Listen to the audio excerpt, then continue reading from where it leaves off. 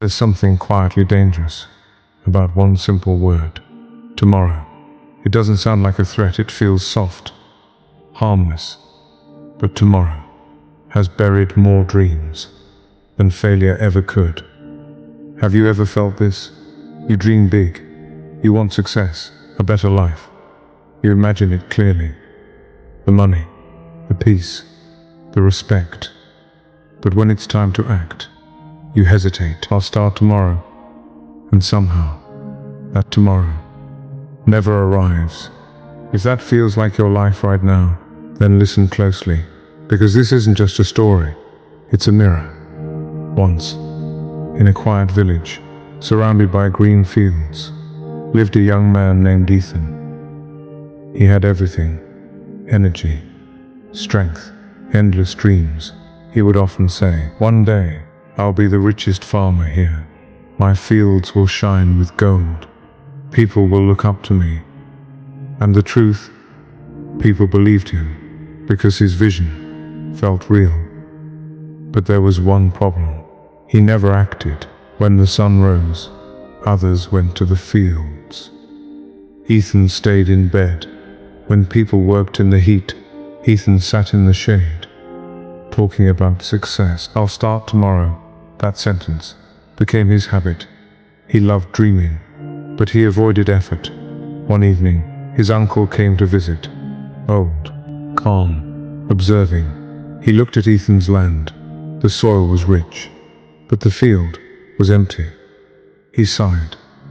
"Ethan, you talk about golden crops, but I see nothing growing." Ethan smiled, relaxed, unbothered.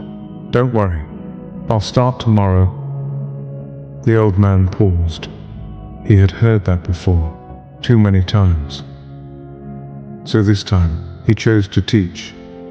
He pulled out 2 small bags. Inside them were seeds. "These are special," he said. "The first one is ambition. If you plant it and care for it daily, it will grow into something great: success, wealth, respect." Then he raised the second bag. "This one is laziness. It grows fast, without effort, but it destroys everything. It spreads quietly and kills your future." Then he looked straight into Ethan's eyes. "Both seeds are in your hands. Your life depends on what you feed." Ethan nodded, confident. Of course, he chose ambition, at least in words.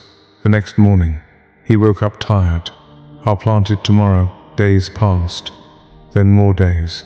Eventually, he planted both seeds. "Let's see," he said. Weeks went by. He forgot about them. He kept sleeping, talking, dreaming, until one day he returned to the field and froze. The laziness seed had taken over. Weeds everywhere, thick, wild, uncontrollable. And the ambition seed, barely alive, small, weak, dying. Not because it couldn't grow, but because no one cared. No effort, no discipline, no action. His dream was fading right in front of him. At that moment, his uncle returned. He looked at the field, then at Ethan, and spoke softly. "This is your life. Ambition starts small. It needs daily work, consistency, discipline. But laziness grows on its own, and if you ignore it, it takes everything. My son, you didn't lose your dream. You abandoned it." Silence. Ethan dropped to his knees. For the first time, he saw the truth. Dreams are easy, but action is everything. That night, he couldn't sleep. Regret kept him awake. He thought about lost time, broken promises, wasted days, and whispered, "If I don't change now, I lose everything." The next morning, before sunrise, he woke up, for real. He walked to his field and began pulling weeds. It hurt, his hands burned, his back ached. But this time, he didn't stop.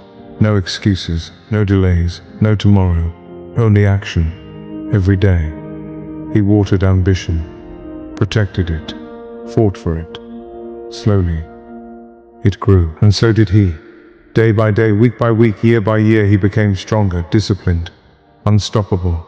No longer controlled by laziness, he became the man he once only talked about. And his field, it turned gold. Now listen carefully. This story is your life. Right now, inside you, there are two seeds, ambition and laziness. One needs effort, the other needs nothing. One builds your future, the other destroys it. So ask yourself, which one are you feeding? Because every time you delay, you water the wrong one. And one day, you'll look at your life and realize nothing grew. Dreams don't die because of failure. They die because of delay. And if this hit you, don't ignore it, because the life you want depends on what you do today. Subscribe for more stories that stay with you.